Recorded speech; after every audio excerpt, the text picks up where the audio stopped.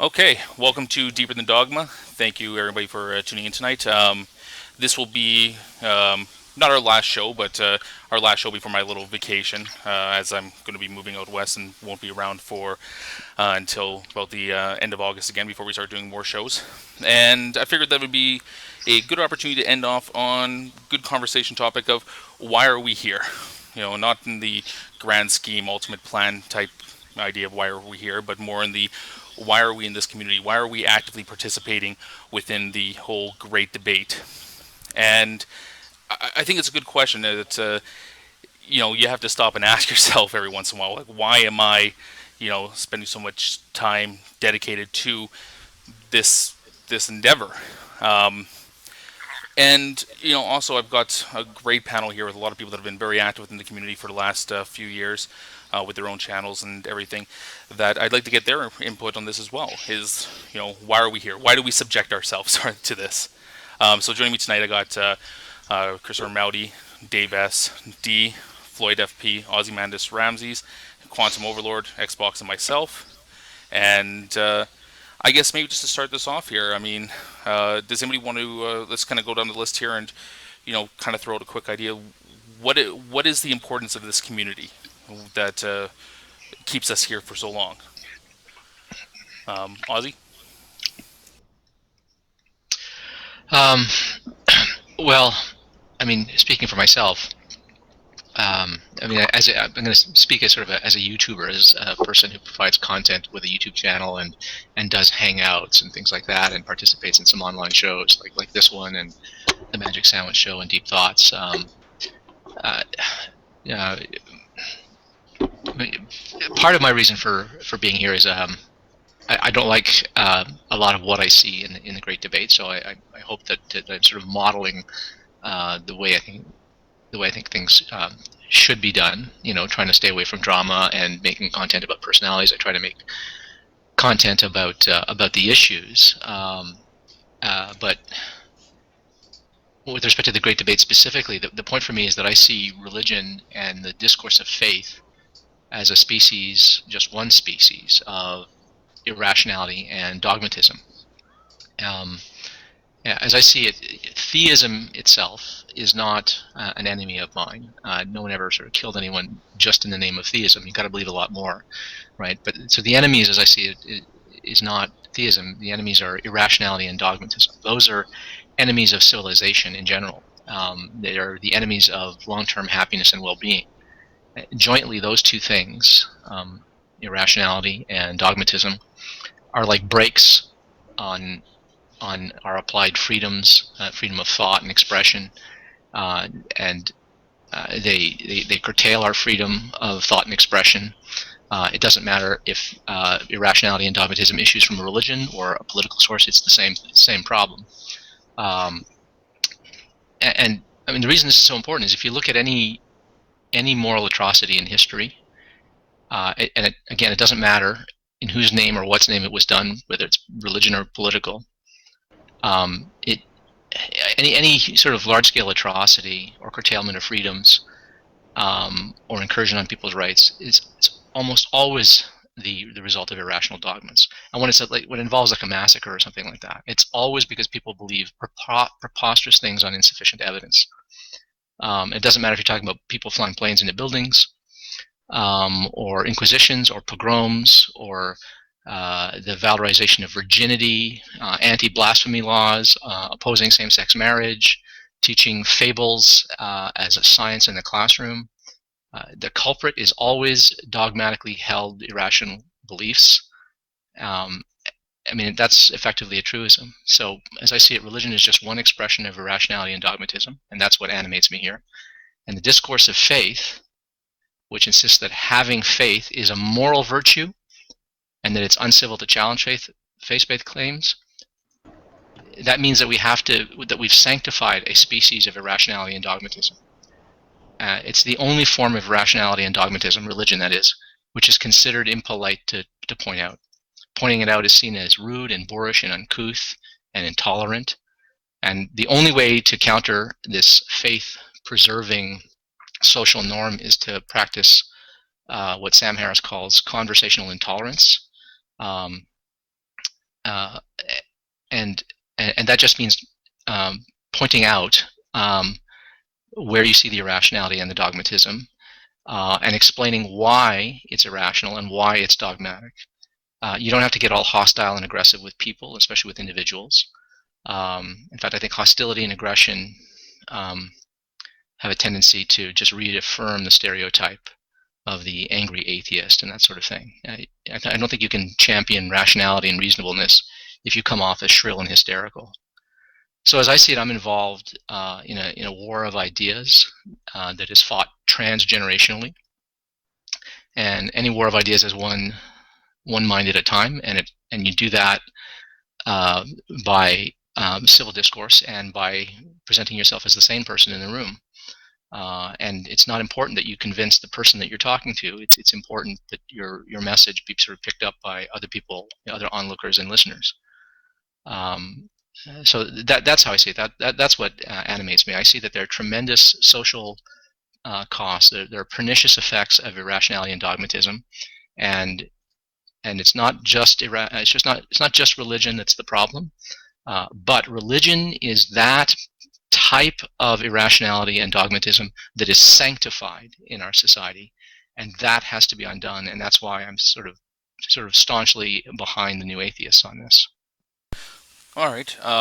Thanks, Ozzy. I mean, I share a lot of the sentiments that you put out there as well.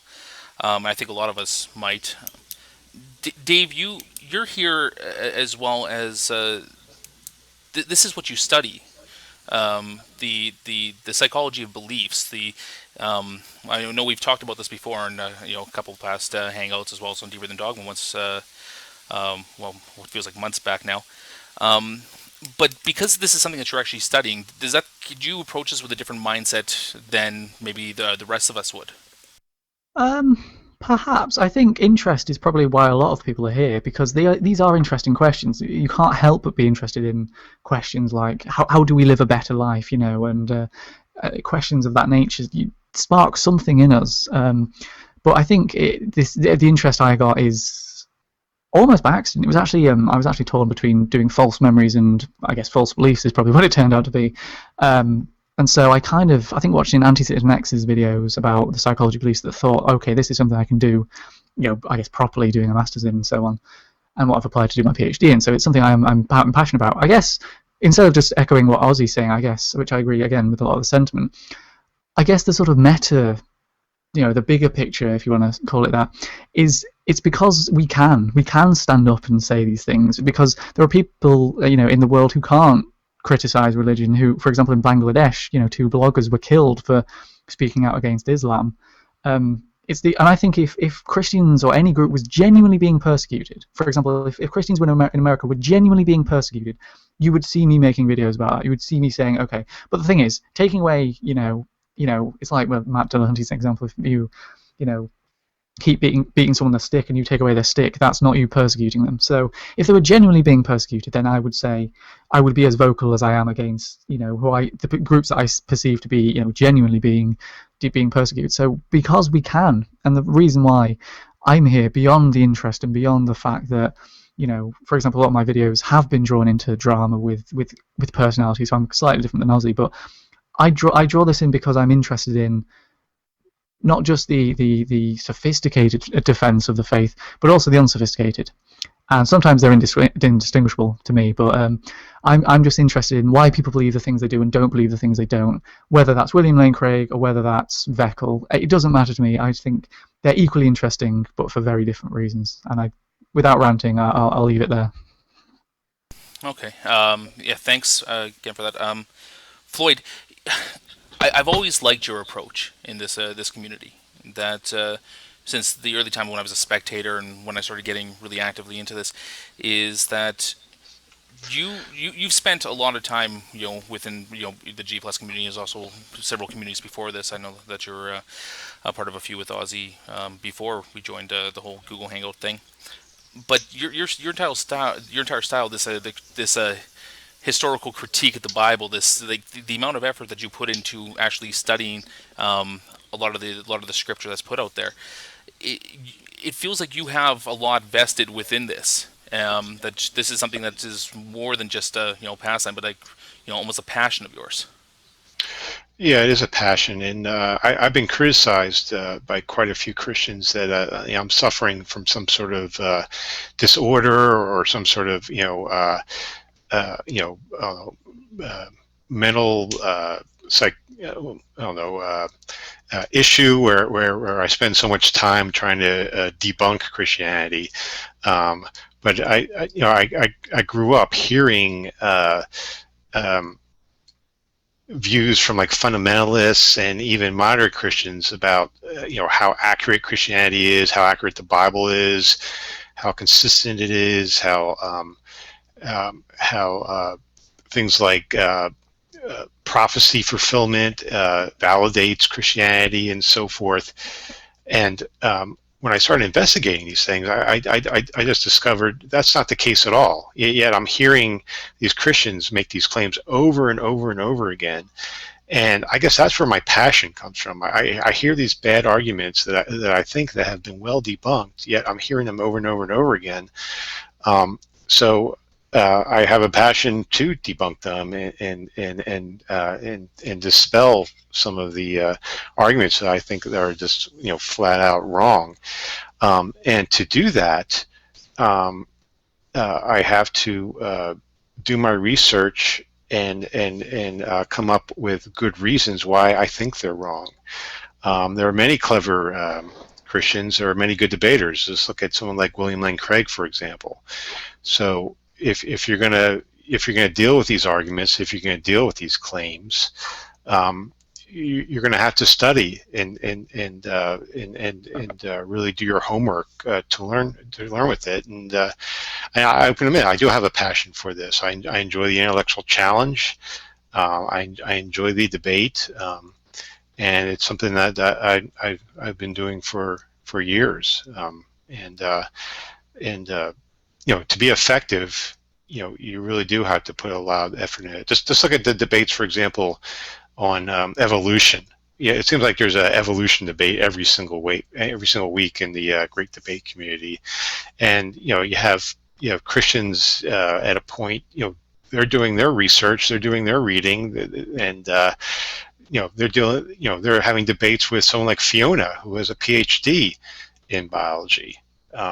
And that's kind of where the links of these debates are going, where you have to do your studying and learn so much about very complex issues to be able to argue them. Okay, Quantum, you run a show similar to Deeper in the Dogma. It's actually the Supernatural Side Salad show, which kind of influenced and inspired by the Magic Sandwich Show, and hopefully DPR is able to join us later as well. But he said he might be going to bed. But as I've been doing this for the last since January, Xbox and myself, as well as the usual panelists that are in here pretty much all the time, like Floyd and Ozzy. It takes a lot of effort to get this stuff going. I mean, I believe you do it every 2 weeks, but even with doing it a week every 2 weeks, that it does become kind of a sizable time investment just to come up with the ideas and to try to keep this out here and keep these shows going, that we can discuss these topics. What keeps on driving you to keep on doing these things? Well, you're used to me waffling on for hours, so I'm going to be pretentious and concise for a change, and quote Shakespeare. There is a kind of merry war betwixt Signor Benedict and her. They never meet, but there's a skirmish of wit between them. That's from Much Ado About Nothing. Essentially, it means that I just really, really enjoy debating people that I strongly disagree with. Hence the merry war, so to speak.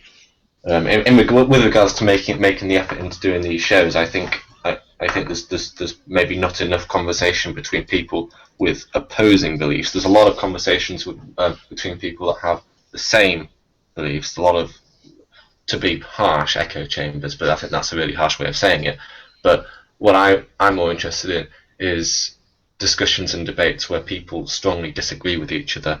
And unfortunately, there's a sort of childish attitude where if you disagree with someone today, you block them, you ignore them, that sort of thing. That's not what I want to be about. My show is about diversity of political views and diversity of ideologies, and I like disagreement. Just to sum up. Yeah, I think that there has to be a certain aspect to anybody that's in this community that you really have to like the engaging in the conversation. You need to like the discussions, the debates, the arguments. I don't think that most people would last very long in these communities if they didn't like that.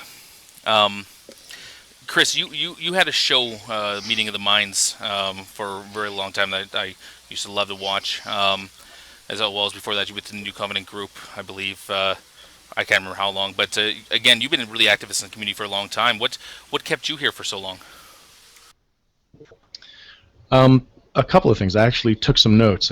I'll try to get through this as quickly as possible, but to break it down most basically, to learn and understand, to practice, to promote, to commingle, and to challenge or break down the things I disagreed with. So if I can just branch off from each of those really quick. So to learn and understand specifically about the different ways that people believe, even if they self-identify with the same label. If that label was incongruent with my label, it was to see what I was up against should I choose to defend my beliefs. If it was congruent with the label that I had, it was on the one hand, to see what variety of arguments could be used should I choose to defend my beliefs, or to see what version of the label that I self-identify with I wanted to resonate towards, because there's diversity within each of the labels, right? And so, of course, I have my detractors that self-label the same way that I self-label because of style, essentially.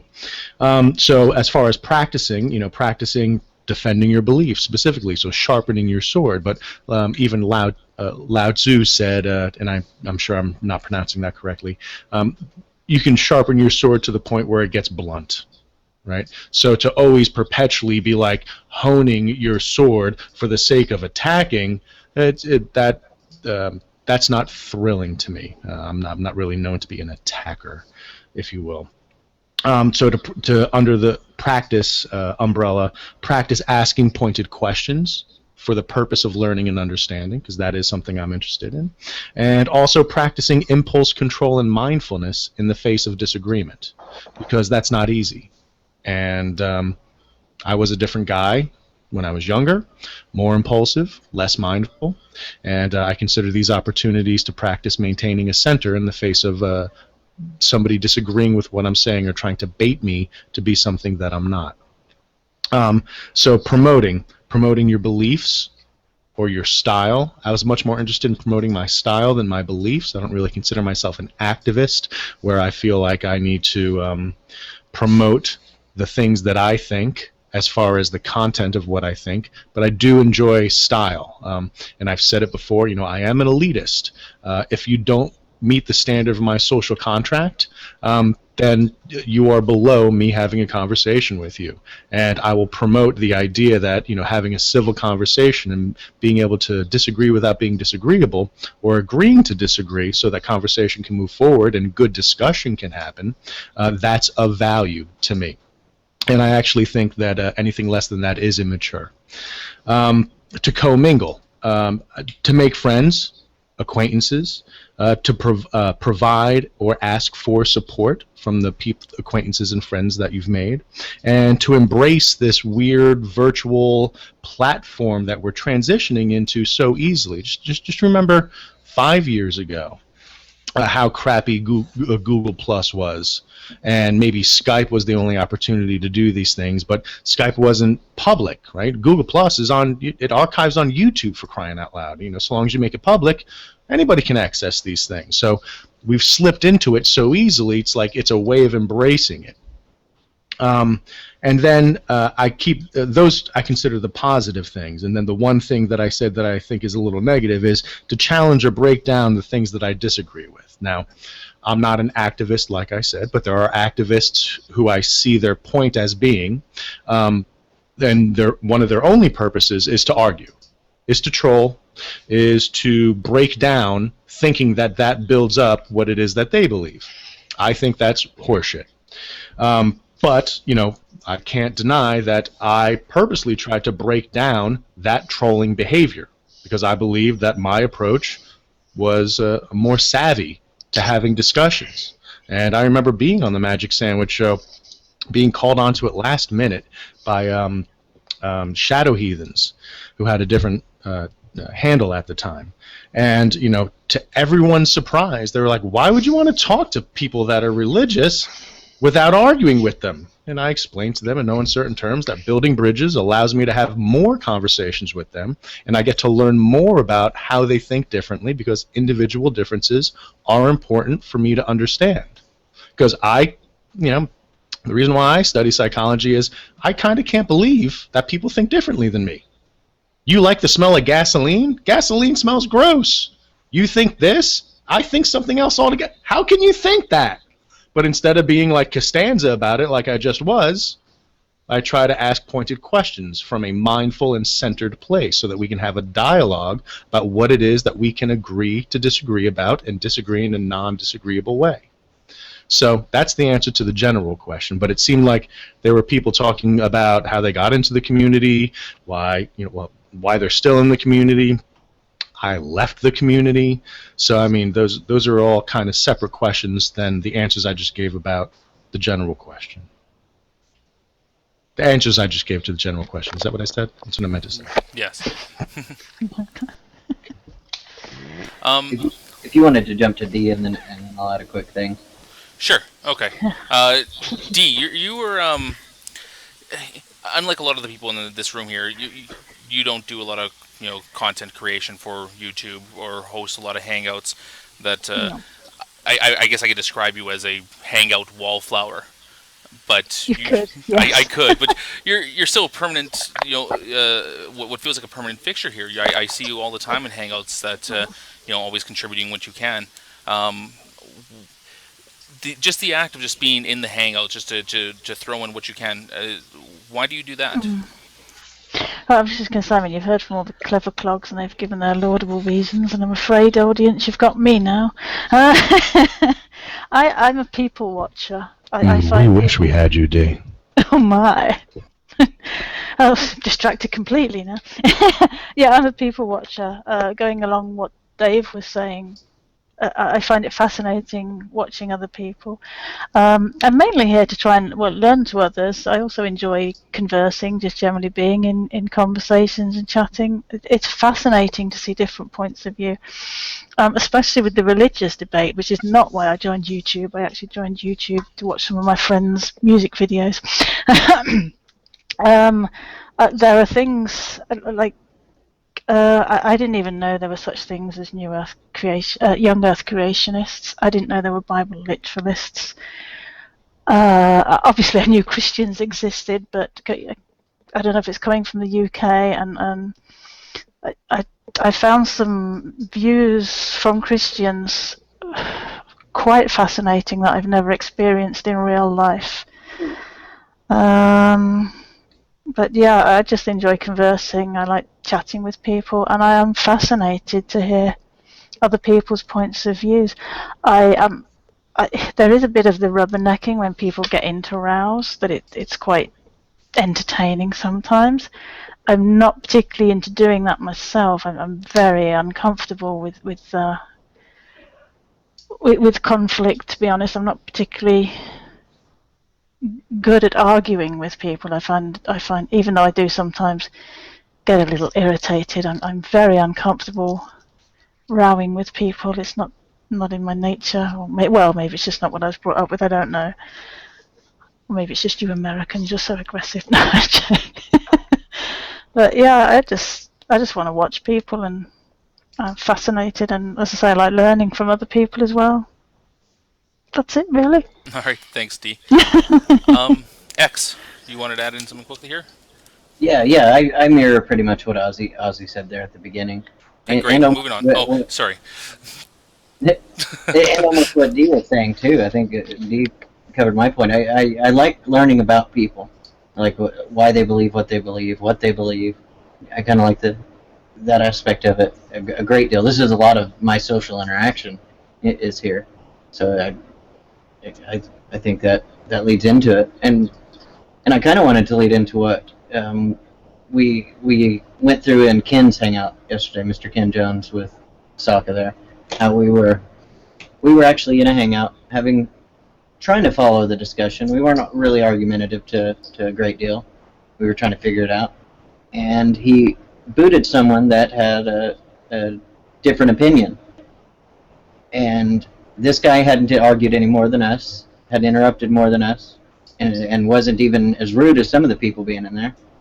And we decided all to leave, pretty much. We'd had enough. That it was silencing the opposition kind of thing instead of having the discussion about it. And I don't want to be involved in conversations where people are going to handle their self like that. You get a lot of different other aspects of it. There's a lot of things that aren't really conducive at all to discussion on here, and I try to back away usually from those. Okay. Now, just for the entire room, if you guys want to jump in and answer these things, a couple questions, or well, quite a few questions I have here, just about the entire nature of the whole great debate community here. When we approach these hangouts, or we approach these rooms, or where we're talking to people with different opinions, what's more important within this community? Is the actual discussion important, or is it important to debate? Do we prefer discussion or debate? Which way do we want to go? I like the discussion. Debates have their place, but I think on here, discussion is what everybody else kind of gets interested in and gets a little further in learning about what people's stances actually are. I think there's a lot of facets to it, right? When you talk about the great debate community, like, I'm just going to add this since everybody's telling why they kind of do what they do here. Like, when I got here, it was to argue and debate with people. Like, that was like, I used to watch these debate videos against Christians all the time, and I was like, man, I could do this. And, and I ended up in some of these hangouts, and, I got to know people, and it kind of blew my mind that this whole community exists. But it started to change when I started making videos. And then, when people started watching them, like, and commenting and things like that, like, I felt good about it. I was like, man, people actually kind of enjoy this. Maybe I'll keep going with it, see what I can do, kind of use my creative outlet. That I don't get to use anymore. When I was younger, I used to do a lot of film and stuff like that, like actually work on screenplays and do like independent film, nothing big or anything. But that's what I wanted to do for a living. But now it's like, if I were to give you like the main reason I do this, like, I'd have to say it's for entertainment. Like, I want people to be entertained, right? I want you to come watch my videos because you're going to be excited. You might take something away from it, whether it be whether it's just something funny or satirical, or like when we have a hangout, I'll give you a great example. The other day, that pretty much you guys, Sokka was there, I know Ozzy was there, that I was supposed to be in, and I had to leave.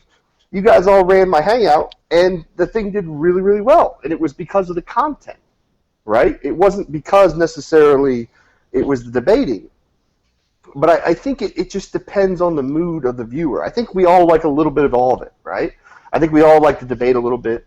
I think we all love to get like intellectually fed at the same time. So I think when you think about this great debate community, it's many things, right? And I, for one, when I see shows like this, Deeper Than Dogma, I used to love Meeting of the Minds with Christopher.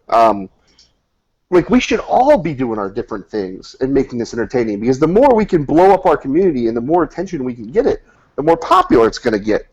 And the more people we can get coming in and new faces, and it doesn't get stale. So I guess that's what I'm getting at. I think entertainment, and we should all just do different things and make it better. I think there's something to be said about your last point, though. I, for one, never necessarily strove to be popular, right? For the people that dug what I did, knowing that what I did was a very niche demographic. Wait, how do you pronounce it, Ozzy? How do I mispronounce it? It's either niche or niche. Yeah. Okay. The French would say niche. Yeah. So, fuck you, niche. Hello. There we go. So the very...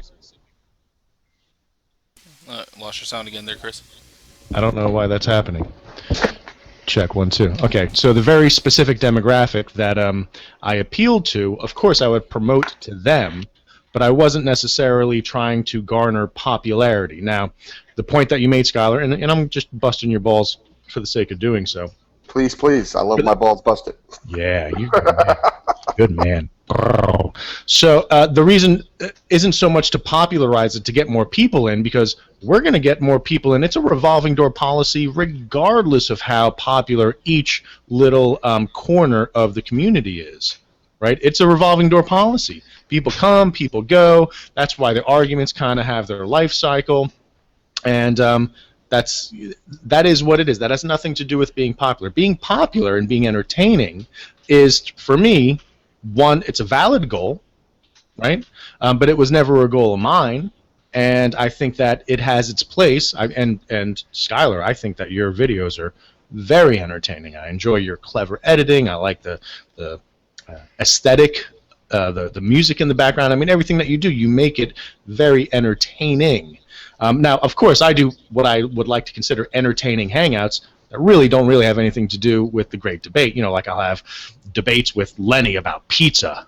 There are only 4 pizzas. I'm talking to you. So and you know, like the music thing, of course, that's entertainment. How could it not be entertainment? My show's about cooking. How could it not be entertaining? But I consider that completely separate from the great debate community. So. Somebody said in the internal chat, you know, how many people do it just as a hobby? I don't know of anybody who's doing it full time for a living. So how could anyone not be doing this as a hobby? Good point. For the question about the debate or discussion thing, I know that Quantum, you jumped in there saying that you know, for debate, they're not sure if you're joking or not. But I mean, even Floyd, your technique seems to be that you really encourage debate as well.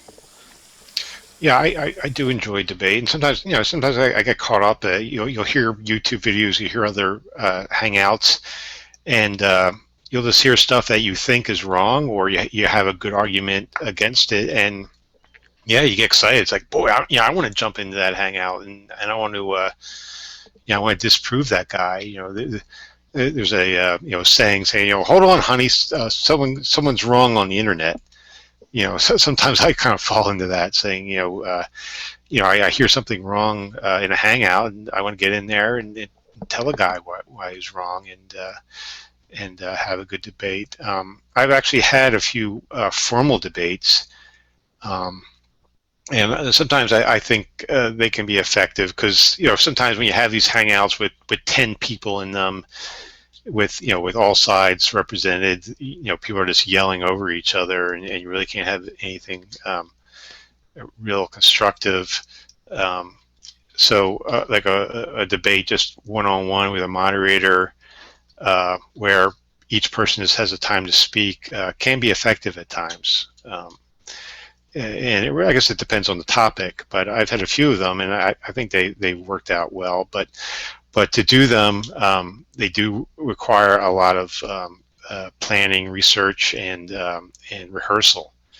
Some of the debates I had, I put together a PowerPoint slide, which took me a couple of weeks to put together, and I rehearsed it out loud, and even in front of fellow Google Plusers before the formal debate, just to get ready. But if you want to look good in a debate, that's the sort of thing you have to do. It does take time, and of course, if you're willing to do that, if you're willing to put in the time to do that, you obviously love doing it. So I admit I do enjoy doing this, and to I also agree with other people who say this is kind of like my social outlet. I would never debate religion or politics really in my everyday life, in my real life. I certainly wouldn't bring it up at work. I mean, that's very much a no-no in the corporate world, and I wouldn't really bring it up with families and friends either. There's a saying that religion and politics ruins a good dinner party, and I think that's very true. I don't want to really bring it up with friends and get them angry and get to this point where we're not talking to each other, and We don't want our kids to talk to each other and stuff like that because we see the other as a bad influence or something like that. So I think the Google Plus community is an appropriate place to talk about these controversial subjects. Quantum, what about yourself? You said you like the debate. Yeah. I think you made a good point though about not wanting to do this sort of thing in social circles, because I mean there's something like the trifecta of ways to cause family disruptions when you talk about politics, religion, or gun control. So you can speak more freely in this sort of environment, which is definitely an advantage. I mean, I certainly speak more freely than I would do otherwise, and that's not just because of the sort of pseudonym, but it's because you wouldn't talk about these sorts of things in a social setting. So that's definitely a good point Floyd made. The other point I made is that I really don't have any particularly altruistic motivation. My main goal here is to argue with people I disagree with and try and find some enjoyment in doing that. So anybody that's actually following along with the live chat, if you have any questions that you guys want to ask the panel or anything that you guys want to add in that's worthwhile, I'll probably read out some stuff here as well. So just keep that in mind. Since one of the things that Skylar did bring up there, and it was a question that I was kind of going to ask because when I started doing the Deeper Than Dogma thing, it was when we were in a situation where there was just hangouts galore, and they're all 8-hour-long hangouts. At any given time, I mean, it's great that at any given time you can jump in, do a hangout, but a lot of them are just kind of all over the place, no real topic. And I mean, if you really want to find something good within it, you have to browse through 8 hours of content just to find it. So when Xbox and myself decided that we're going to do the whole Deeper Than Dogma thing, when we decided that what we're going to do is, we're going to pick a topic, we're going to take 90 minutes, and we're going to hash it out for 90 minutes, and if it gets through to 10, 20 people that like that type of quality, we'd be happy with it. But is there a need for us, for people that create content, to be entertainers in this atmosphere? Is that important? Is that something that we should focus on? What are your thoughts on that, guys? I would say you're already doing it, like in a sense, right? Like you're already, as a person, charismatic, right? You have interesting things to say. You can more than hold yourself in a debate against somebody, right? That makes it entertaining in and of itself, in a sense.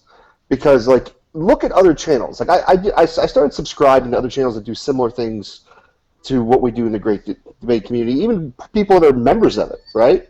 And go look at the view counts on some of these videos, where they're getting maybe 10 to 50 views or something like that.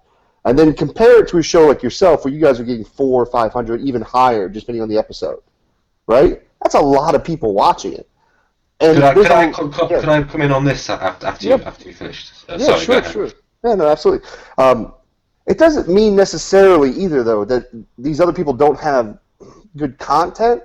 Sometimes they're just overlooked, or they're just not interesting enough sounding, right? But I think it's valuable that you have both. It be both entertaining and knowledgeable, because if you have both, it's what you want to take away from it, right? Like some shows do the opposite. Like G-Man has the opposite. It's just entertaining in a bad way, and doesn't leave you going with anything, taking it back. Like you don't leave with any valuable information, besides maybe a good sense of humor. Anyways, that's it. All right, Quantum, you wanted that in? Yeah, I'm not going to beat this horse too much, because I've already said this before. But with regard to the reason why this show is relatively successful, and keep in mind that 400 to 500 views is very, very good in at least in recent times. I mean, it was I've noticed that the view count for my show has gradually depreciated over time, but I think partly this is because, and I think I want to put a word of caution in here. Since everyone can make hangouts, people tend to make very long hangouts. People tend to make hangouts that are sort of pub type conversations, hangouts that concentrate on people rather than ideas, and this is something that people are far less likely to come back to on a regular basis. What you have to do in order to have a successful show is you have to get regulars that come back, that are willing to come back every week. So you've got to find some way to captivate an audience, and I think the best way to do that is to concentrate on the ideas rather than the people. That's the most sustainable way. However, that being said, conversations that involving drama will get high views because humans are attracted to drama. That's just a fact. We love drama, and there's nothing to be ashamed of it. Nothing to be ashamed of that. But I don't think that's a sustainable way of doing things either. And I think another way that you can increase viewership is by having sort of debates that involve disagreements between two parties, because this is again something that's probably more interesting to the viewer than when everyone agrees. I think generally for a show to succeed in this environment, it's very, very difficult. And this is not just for online shows; it's also for YouTube channels in general. If you notice all the big YouTube channels, so we're talking people like Thunderfoot, DPR Jones, Amazing Atheist, these sorts of people. If you look at the biggest YouTube channels in the atheist community, you'll find that the vast majority created their YouTube channels in 2006 or 2007, and some of the relatively successful ones a few years in front of that. But it's very, very difficult to captivate an audience, and people that manage to do it in this sort of environment are perhaps truly outstanding at what they do. Aussies managed to, I've noticed, get quite a large audience in a relatively short amount of time, which is fairly impressive. Yeah, I'd like to add just something short too. Is when I look for content, right, like good humor in it and lighthearted things, but also, someone that disagrees with the point of view, that kind of type of a discussion. Those are what will draw me in. There is an entertainment value, like you said, on G-Man's, where but you don't leave with really anything from it. You just saw a good fight, you just saw a train wreck kind of thing, which has its own value. But I think there's also a great value in having a discussion with people disagreeing that can be lighthearted, joke about it, but still have firm stances and speak firmly about their position. That's the stuff I like to watch. Shadow asked the question in the comments here that says that I find that we tend to get to know each other as arguments and not people. Do you find merit in hammering the swords into plowshares and learning who each other actually are? Well, I mean, first off, if I can answer that, absolutely. There are. If I don't like the person that I'm engaging with, I know that there's really not going to be a lot of good content between us.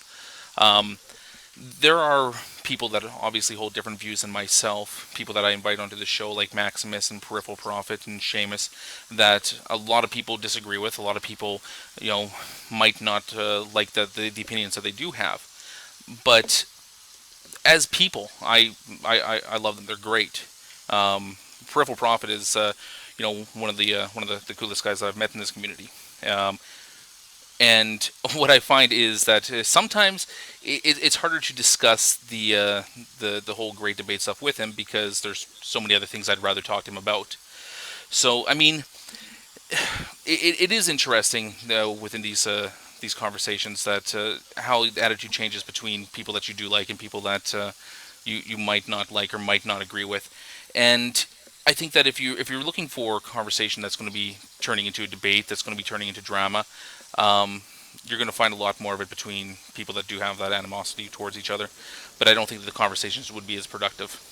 Yeah, oddly enough, like I've said it plenty of times, me and G-Man actually have a really great relationship. It's completely out of the great debate. Me and him don't ever actually get into the great debate. So it's exactly what you're saying, Nick.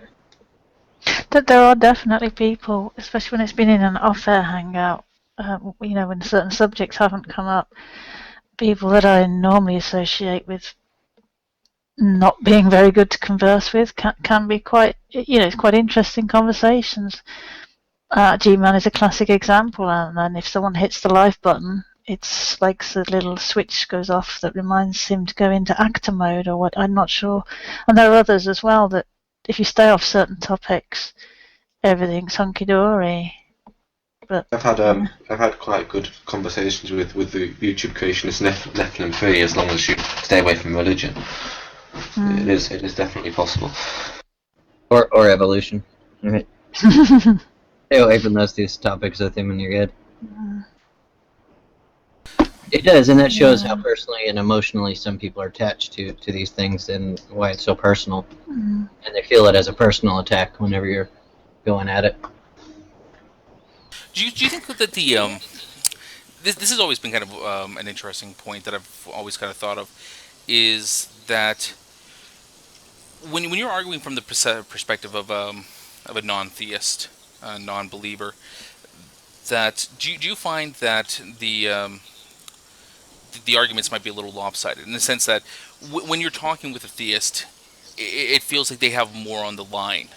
I mean, a lot of us talk about this as, just discussion, kind of like this is, okay, hey, we're just here to stimulate, good conversation, all these other things, but when you're talking to a theist and you're actually challenging what they believe in, do you find that creates kind of an unbalanced atmosphere for discussion? I'm not sure. I can't add on that because I actually rarely challenge it in that sense, right? Like I try to more figure out what they believe and why they believe it. Rarely do I actually, you're an idiot for believing that. Here's the truth. If they're injecting themselves into this sort of arena, then they should expect to be challenged, and often it seems to be that is the case. I think people rage quitting from Hangouts is just an artifact of the unfortunate way, and they're often set up with 10 people, 9 of which are atheists, 1 of which is a theist. And I can honestly understand that from the theist point of view. If I was going into a Hangout with 9 theists and I was the only atheist, then I would probably rage quit. There's very little point in doing that. You don't get any validation from your peers, and I know that's a sort of narcissistic trait, but it's something that everyone has when there's people in the same Hangout with you that have the same opinion. That does help. Whereas if it's just you versus everyone else with no one else to sort of support you and back you up, it can be quite intimidating, and it can also seem rather pointless. I mean, I know because I've spent hours and hours in Christian chat rooms talking to just Christians, and it can seem like quite a pointless endeavour. So keep that in mind, because a lot of these great debate atheist hangouts seem to be composed of mostly atheists with just one theist. Yeah, some truth in that actually. Well, but I also think that I'm sorry. Go ahead, Dee. I was going to say that I think as well we have I think it's fairly natural for most people to, for want of a better term, have a double standard. In that, like generally with people, I'm not that bothered, to be honest, whether they're theists or not. I'm more interested in their personalities. But there are some people though that it's like because you like them, you might tolerate certain aspects of their behaviour that you wouldn't tolerate in someone you don't like. So I think that's a sort of normal thing for people to do. Yeah. Did you want that in there, Ned? Yeah, I was going to take a step back a little bit and just kind of address, the emotional aspect of it.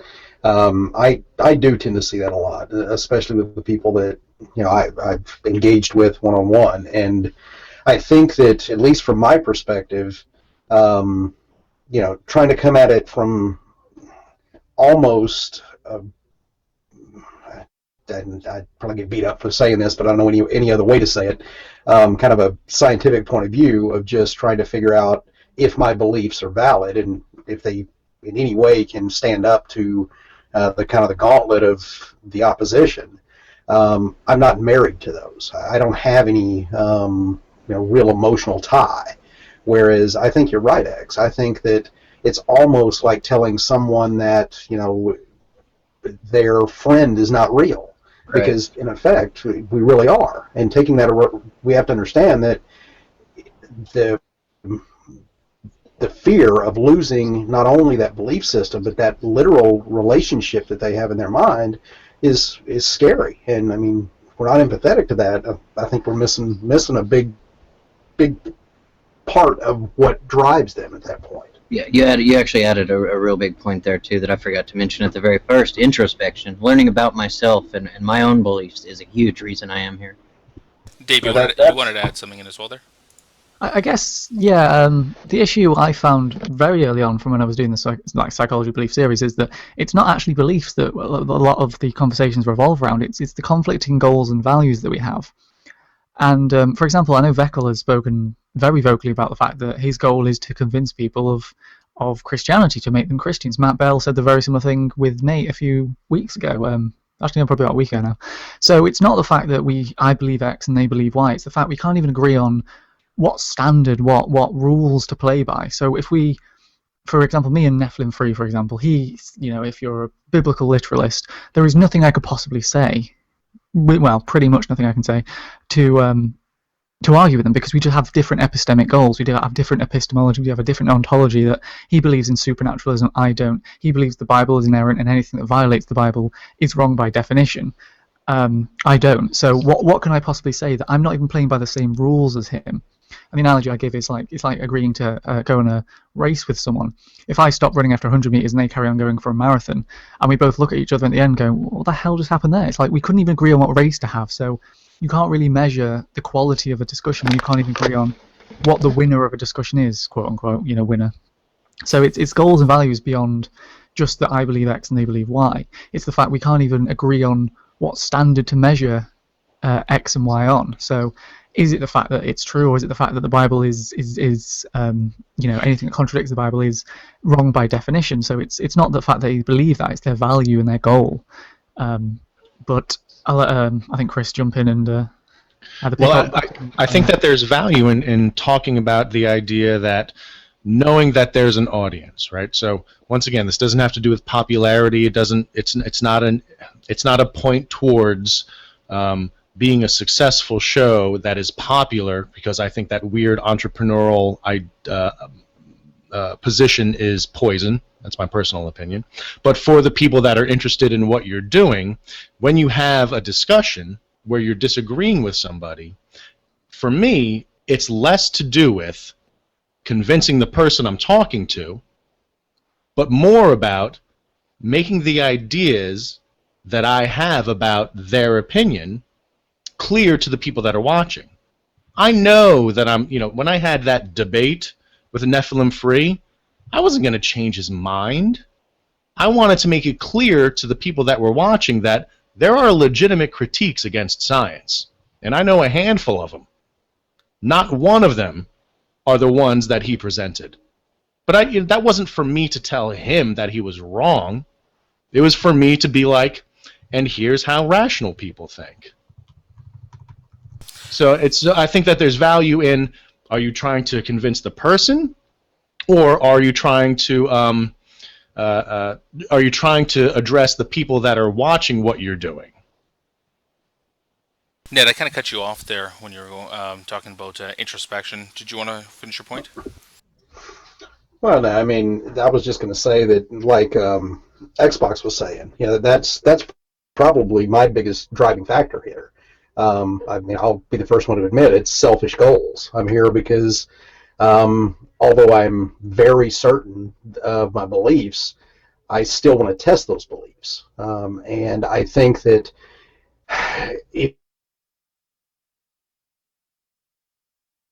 I think that Ned cut out there. Oh, every time that does that, I think, oh no, my internet's gone again, because it's been crapping out about midnight every time this week. Okay. That's a shame. Yeah, exactly. I mean, that's a decent goal, but the main. You froze up there for a second. If you realized it, Ned. Ned, are you typing at the same time as you're speaking? Because I didn't mean to sound like rude, but your little mute button keeps popping up every third second you speak. So sometimes that happens if you're typing. Yeah, I don't know what's going on. My computer's been wigging out lately. That's one of the reasons. But that's a shame. So yeah, sorry, but no, but that's all I really had to say, other than just trying to convince people's great, but the main thing is understand that if you are so dogmatic that you won't even allow their ideas to have any kind of chance to be vetted at all, you might be missing the boat. Which I think at least everyone here on this panel that I've seen is really good at doing that. That's why I like being here. So, another one of the questions from the live chat here, and I'm again encouraging people sending questions. I am watching that. What is the biggest gripe or roadblock you see when you approach these conversations?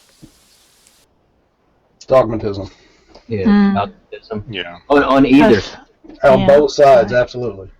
Of personality clashes as well. Sometimes it becomes more of a battle of wills than an actual discussion.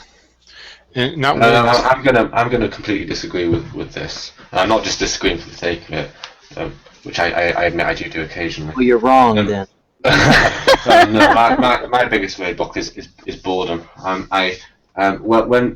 When people agree on everything all the time, I can stay awake for only so long, and there has to be a certain sport in this. That's what I find. And I think people with polar opposite viewpoints are coming together is a more productive use of time in a way, because not that people agreeing is not productive, but it sort of shows both viewpoints in a sort of in a way, in a persuasive format that is perhaps more really sort of shows them from various different angles. I don't know. I think dogmatism is not necessarily an insurmountable issue, because if you're simply having a discussion with someone who's being dogmatic, you have the superior arguments, and that will come across to an audience. Of course, your perhaps weaker debating ability could put you at a handicap. So, in the case of Bill Nye versus Ken Ham, there was a real risk that Bill Nye could lose to Ken Ham, because Ken Ham was a professional debater, even though he was arguing from the inferior position, and we had a lot to lose from that. So, essentially, that's all I have to say. All right, Floyd, you wanted to add in there as well? I was going to say, just people who aren't willing to even entertain that they could possibly be wrong. That they have the truth, and they know it, and there's no possible way they could be wrong, and they're not willing to entertain at all that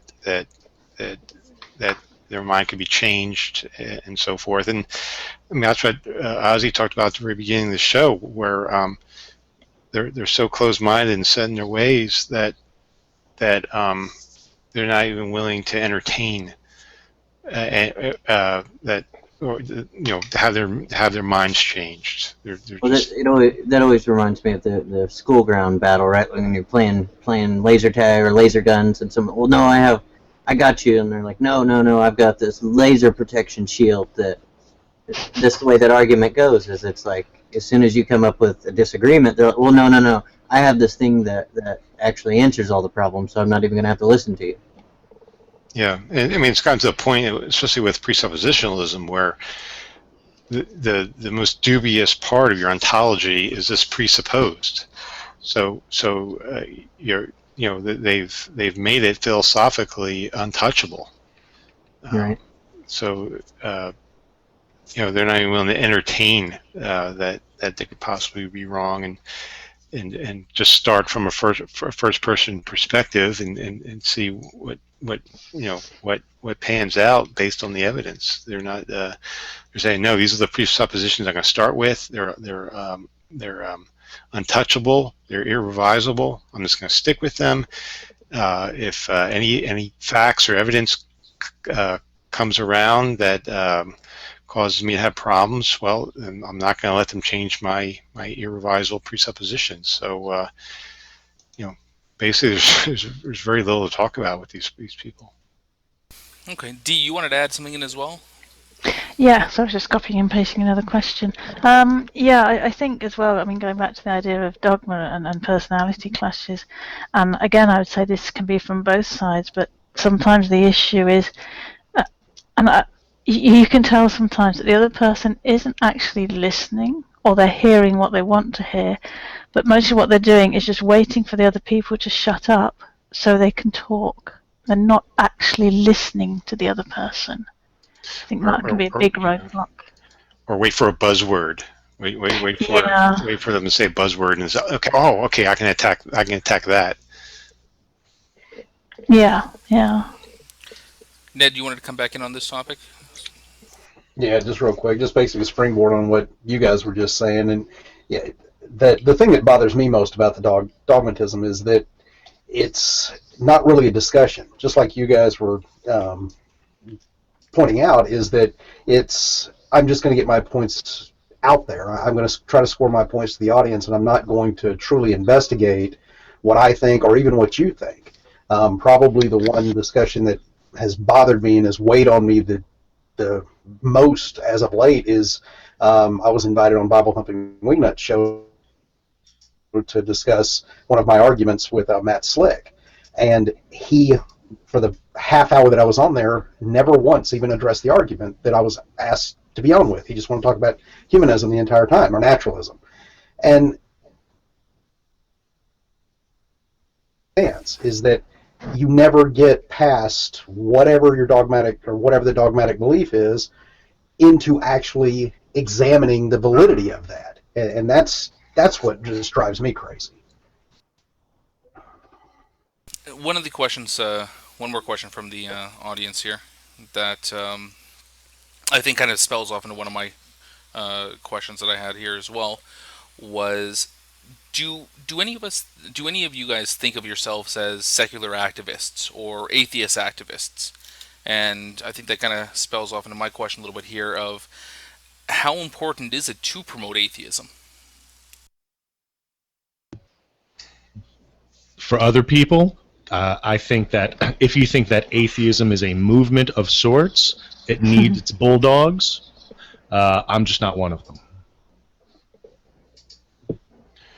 Yeah, I don't feel I need to promote atheism. I don't approach it as trying to advance atheism. I think it's more trying to advance critical thinking, try to advance the knowledge we have and the scholarship we have on these topics, and promote that. I think it will eventually lead towards people leaving their religion. Yeah, I don't have a strong motivation to turn other people into atheists, but I do have a motivation to show people that the reasons they have for believing in their religion is wrong. Can I just read out one of the comments from Sean G. just put in the chat thing? Sure. He says, atheists only activate when a religion is getting out of hand. It's like calling someone a firefighter who just sprayed water on a campfire. I think he makes quite a good point there on the whole. That, yeah. Yeah. But if it was Islam that was doing the things and trying to change things in our country, that would be at the top of our argument list here, kind of thing. I think that's what he's saying. Like, I think this goes back to Ozzy's original point of why you're here. It's not to promote atheism. It's more to promote rational thinking and people actually being able to revise or re-look at their core beliefs, and if they're rational, if they make sense. If you're here arguing about things, this goes back to me saying, like, I don't try to argue or get into scriptural arguments too much, or arguments about the gods. I argue about these certain topics. Is I don't have a dog in that fight, right? It's not going to matter either way. But if you're saying something about the scripture that is completely irrational, I'm going to point that out and have that argument. Anybody else? Yeah, I guess to echo the sentiment, the previous sentiment, more of Floyd, I guess. Yeah, I don't care if the whole world was an atheist or were theists. If I was the only atheist, and the issue I have is the stigma, and it's probably less so here in Britain, but even when I was talking to Matt Bell and I said I didn't care if the whole world was atheist, he said, what if these were all Stalinist atheists who wanted to eradicate religion, which makes no sense if no one was everyone's an atheist anyway. But his point was kind of that atheism is not just the fact that people don't believe in God, or however you want to define it.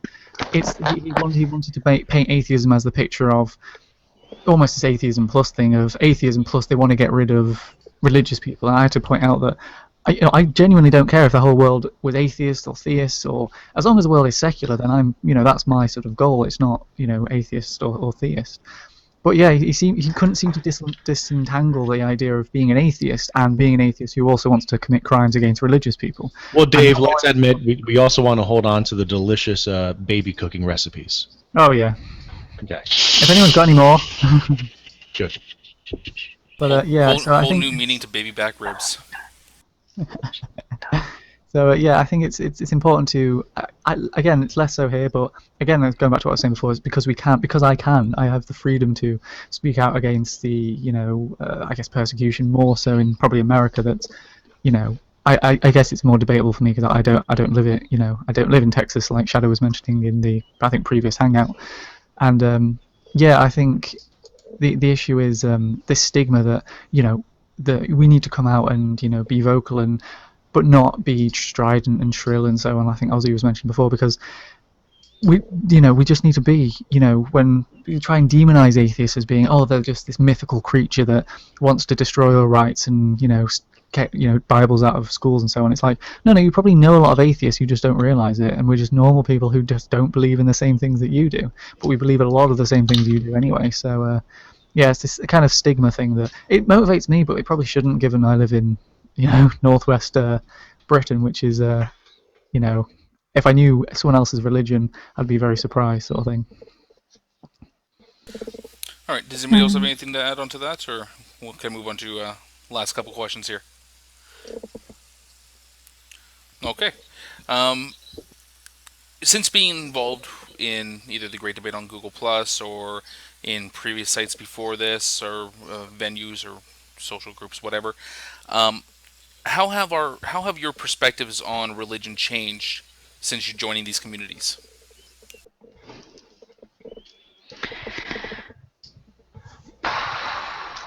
Well, as I said at the beginning of the chat, it's been quite a revelation for me to discover there's some of the attitudes some Christians have. Religion in general, I don't know much about any other religion. I think that's why we generally talk about Christianity, because most of us have more experience with that than any other religion. But as I said, it's been quite an eye-opener to discover that not everyone's Church of England liberal Christian, for want of a better term. Well, I think that I'm more surprised at how shitty a lot of atheist arguments are than I am Christians, and maybe it's because I kind of expect, like for the people that really disagree with my position, which is like if we were to make it very dichotomous, and I'm purposely using rhetorical flourishes here to just for the sake of this colloquial conversation, right?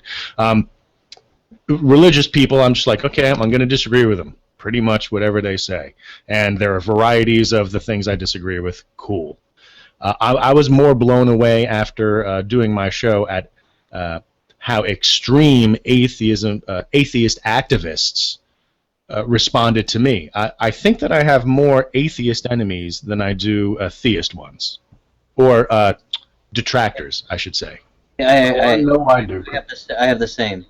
Yeah, well, I think any of us that will actually embrace and allow the other side to have their say tend to get ostracized in that way, at least from the more radical side of the atheist community. Yes, I agree with both of y'all completely. It's almost like being civil is a forgotten fruit. So that you need a good slice of live loaf to get through the day. I'm just a little bit confused because I've never come across this. What is this more radical Well, I'm just interested what people are referring to specifically here. Oh, like here, at least on mine, right? I will get more feedback and hate from the atheist side for having a conversation with a Christian and actually being fair and charitable to their position and not trying to purposely or not purposely strawman them or paint them into a corner that they're not actually painting themselves into. Positively Godless, I think, has that issue on their channel as well to some extent, Right. don't they? Oh yeah, that was very recently. Possibly Godless did an interview with Matt Slick and Yeah. apparently wasn't harsh enough. Not sure what that means. Yep, I watched that episode yesterday, and then the one on Bible Thumping Wingnuts channel. To be very specific, Quantum, when I was doing my show, I used to get emails from people saying that of the guests that I had that they didn't like, I didn't hold their feet to the fire enough. And I've said it before and I'll say it again, for those people that think that, when they have a show where they can get that guest to talk to them, they can say whatever they want to them. But if they think that I'm going to do their bidding, they can climb a mountain of cocks with their mouth. Oh my golly gosh. That's pretty And there's a difference between being fair to the other side, right, and giving them softballs. And I don't think you fell into that, Chris. I don't think most of us actually fall into that. It's not that I throw them softballs. It's that I try to stick away from misrepresenting them, or if I can think of a way out of the question that I'm asking them, I'll be fair and ask them if this applies to them. Even if they can't think of it, if I can think of it, I give them the answer, and does this apply to what you're saying? So maybe leading in a way sometimes, but if I can think of an answer of it, I mean, then it can't be that tough of a deal. So it's not that I just want to get at. It's just not throwing softballs. It's more about being charitable and fair to the position and having a rational conversation. Yeah, I sometimes listen to conversations and actually come away thinking, I don't know what one of those people actually thinks, because the other person kept jumping in and telling me what the other person thought. Well, not me, but telling the audience in general what the other person thought, instead of actually letting the other person get out what it was they thought or believed. Yeah, and I'm guilty of that sometimes too.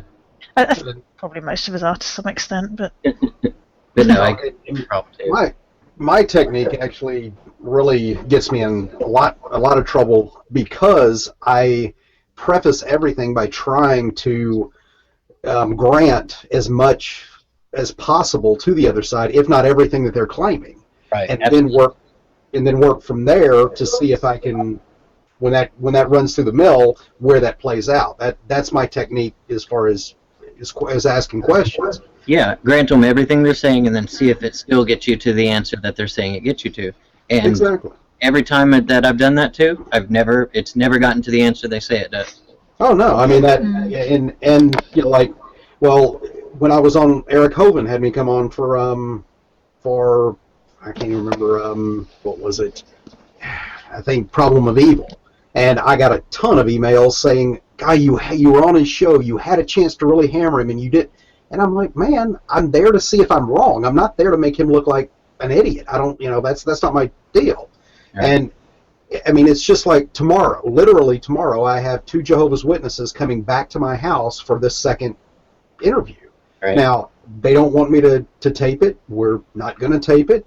But again, I'm here to actually try and test their beliefs against my beliefs to see where that ends up. Now, right. Yeah.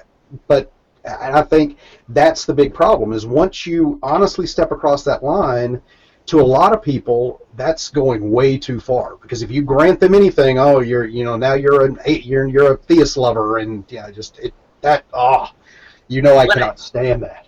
And people have different ways of coming at this, and I don't want us to seem like, I do think there should be some of the harder stances, because this is the voices that actually keep it from getting in schoolhouse and protect the laws on it. Like the extremes get the ball rolling, as I say. I think we were talking about that in our last hangout. The extreme voices have their place, but to convolute it in with the actual rational discussion and mix it up, it's not a good mixture. Well, and I think that's the point, is allowing the ones that do have the loud and just very overbearing voices to get it rolling is fine. But at the same time, those voices should not turn around and ostracize us or criticize us because we are more rational and do actually want to get in and try to see if the nuts and bolts of this thing works. Yeah, but I need to say that the organizations that do exist that actually assist in preventing policy that contributes to religion being promoted in public, at least in America, in public areas, they're not activists like the Forgotten Fruit Live Loafs Right, and absolutely. Raoul's of the world, right? So we have like CFI, the AAAS, what else do we have? Freedom from Religion, maybe American Atheists with David Silverman is a little bit more bulldogish, but the other three that actually have lawyers and are think tanks, like CFI, they might have a hard line about religion, but I rarely see people like when DJ Grothy had a podcast for CFI. He had very concise opinions about secular humanism and promoting rationality in the public forum and engaging in policy that prevented religion from overextending. Yeah, I rarely heard him be a douche. No, I should clarify. Like I added in there firm. Maybe I didn't make a clear distinction between firm voices and extreme voices. When I was talking about the extreme, I meant in our conversations kind of thing here. The activists, okay. I meant the firm voices go there, and either way, that's not a good mixture to have them in either side. But they do for ours. It's good for getting the ball rolling in our circles to get the people rallied up, and then rational discussion to take over. But yes, in the public sphere, it's the firm voices that need to be the ones speaking to protect us. I gotcha. Okay, last question here from that we're going to take from the live chat from Holy Spackle again is: do you see a difference between public religion versus government intertwined religion? And do you support the freedom of speech? I'm assuming about religion if it's out of the government. That's a good question. That's a really good question. Could you restate it one more time, please? Sure. The question again from Holy Spackle was... no, I gotta find it again. Stop writing in the slide chat, people. I'll copy and paste it. I've got it. Do you see a difference between public religion versus government intertwined religion? And do you support freedom of speech if it's out of the government?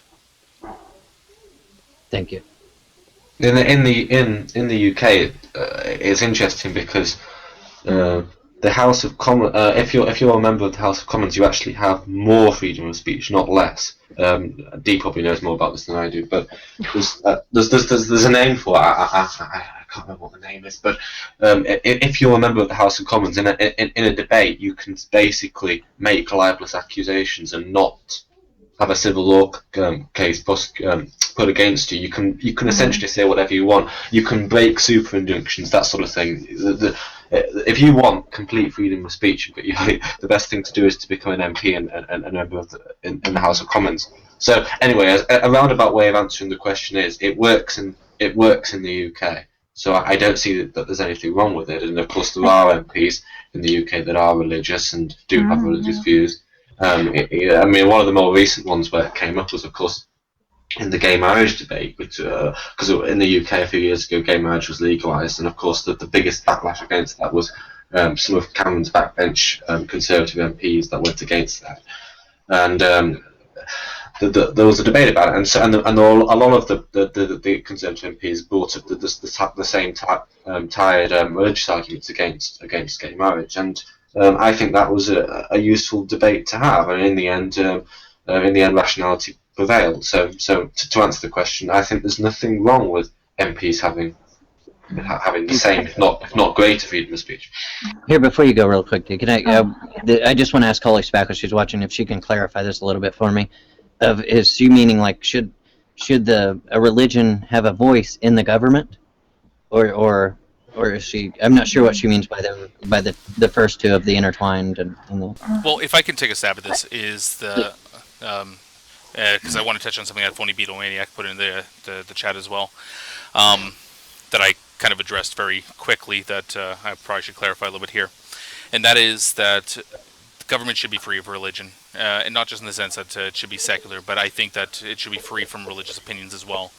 When people make decisions on... Oh, really? Yes, Yeah, really. I agree. When people make decisions on things regarding climate change, marriage equality, with the only foundation being their religious beliefs, is that they need to understand that their religious views doesn't extend past the doors of their church. If they put it out in the public, there should be, freely mocked, and shouldn't be we shouldn't be focusing on what one particular religion says over another, because Well, where do you draw the line of which opinions actually get in? well, I think that opinions that if the only basis for your opinion is because my holy book said so, I don't think that's an opinion worth taking to the secular. Xbox makes a very valid point. You could use this to censor political discussions. I mean, I don't exactly know what you're proposing here, Deep. Are you proposing that religious opinions in a parliamentary debate should be banned, or are you proposing that MPs should not be allowed to have personal opinions, or they should not be allowed to have public opinions? I'm not exactly sure. No, you should be able to vote on your personal opinion. You should be able to vote on these things. But I kind of agree that these opinions, not just them, but I'm not sure that I want any necessarily ideologic or dogmatic opinions brought in. I'm not sure exactly. That line does kind of get blurry, but I don't want to take away the right from people to vote what their opinion is based on whatever opinion they have. I really think they should abstain. I think there's certainly an issue. But I don't want to take that right away from them. I'd also make the point here as well that keep in mind that there's a reason people use the phrase "science is not a democracy." Obviously, the worst thing about a democracy is that idiots get to vote. So when you vote for people, you vote by popular opinion, and that's not how rationality works. That's not how science works, but it is how democracy works. Right, democracy is the best system. Is the best system that we have. So, with your argument that we shouldn't allow these irrational opinions, it is an anti-democratic. I don't mean this in a sort of harsh way. I just can't think of the language to express it. An anti-democratic view. It may be true that it does allow these irrational opinions, but voting for opinion should get in. Here's what we're saying, Quantum. The opinion should get in, right? I should be able to vote my opinion. These should be taken into account, but they should not be founded. The laws, the way the place is governed. But hang on, but how is this possibly going to be enforced? People can vote for parties that have stupid opinions, and I don't understand how you propose to come up with a system that stops stupid opinions. I don't want to stop stupid opinions. Because what you seem to be proposing is an alternative system to the current democratic system we have, and I understand that democracy is a flawed system. But well, let me interject on this point here, because tune in after our little break when we discuss secularism in the government, because I will do a whole discussion on this. But the point that I want to end off in is that if the democracy that is set up with the freedom of religion, especially in the U.S., is not to enforce what the beliefs of the majority are, but to protect the beliefs of what the minority is as well. So there's a difference between I agree that as a democracy you should represent the larger group, but it should not be at the risk of subjugating the minorities. I don't. I mean, what you're suggesting is a secular system, and that's all very well. I mean, the UK is a secular country. America is a secular country. I know what you're going to say, but that's right. That's a let me add real quick. That's what I wanted to address. Quantum, just a second. Let me add, because we're not coming across clear enough. I think people should be able to vote their ridiculous, crazy opinions all they want, and then these get to the point of where they get debated out. And that's why I'm saying it shouldn't be solely based on, everybody in this side of the country has a crazy opinion that matches, now we should just do that. No, this needs to get debated out through a secular means. It's the way ours kind of is now. We're not proposing something completely different than the U.S. democratic system.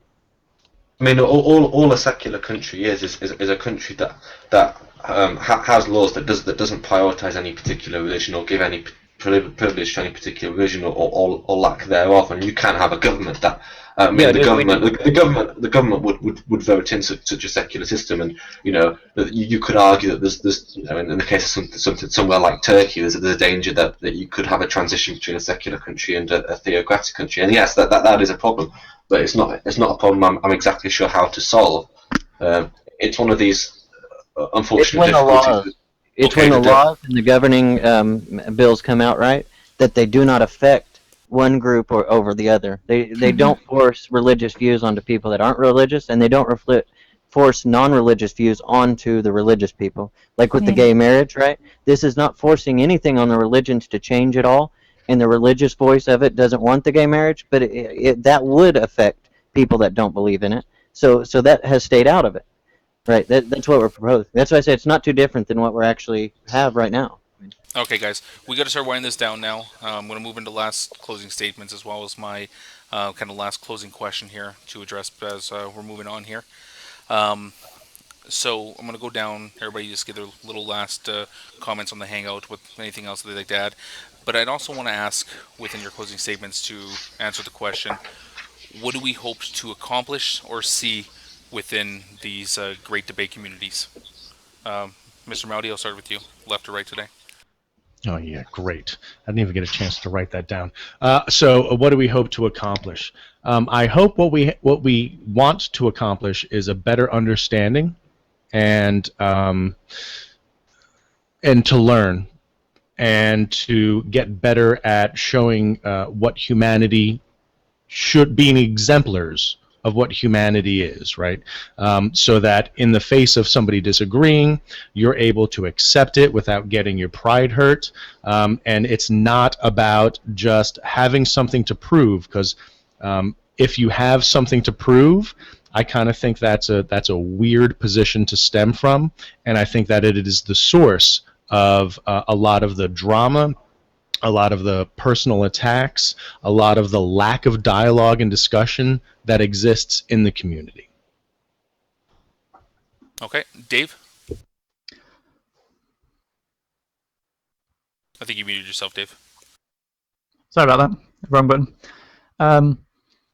Yeah, I guess, first of all, thanks for a really interesting and fluid conversation. I've been listening. I wasn't falling asleep or anything.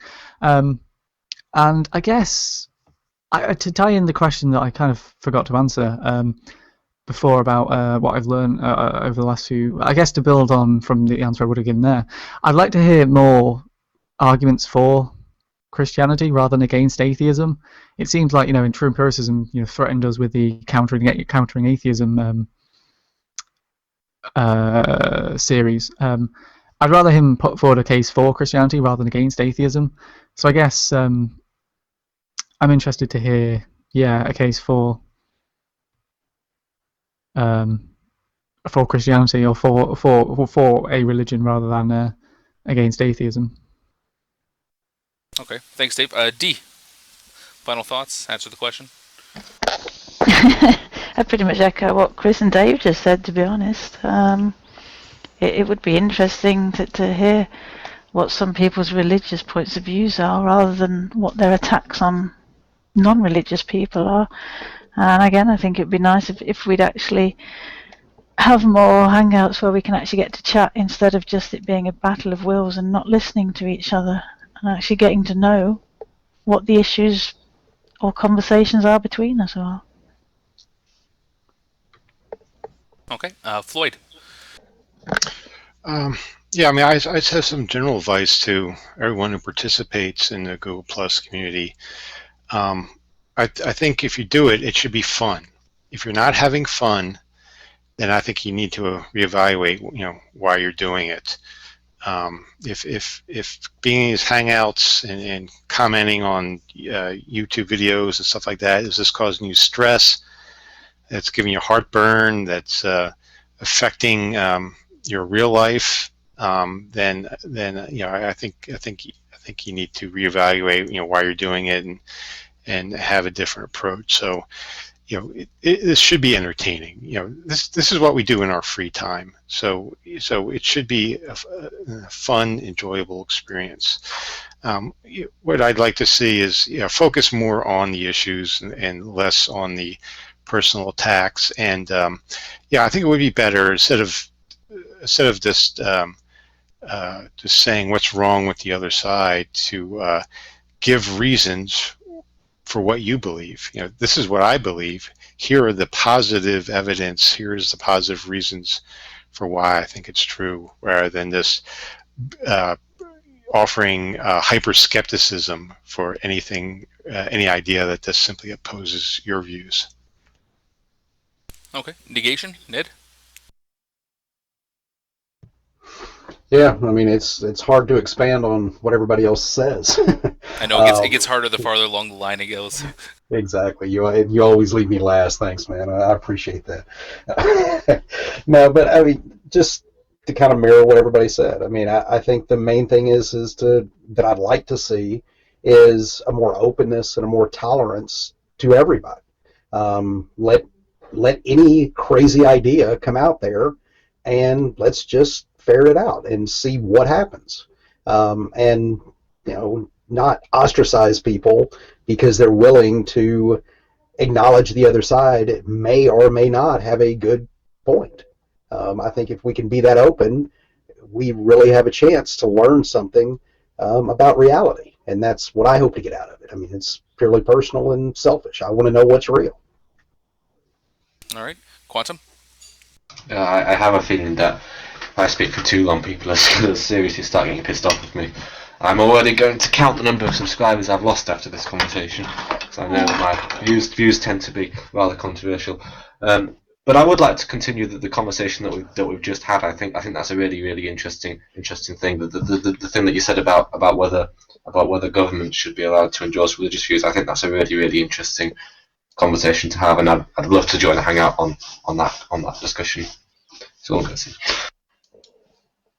All right, Xbox.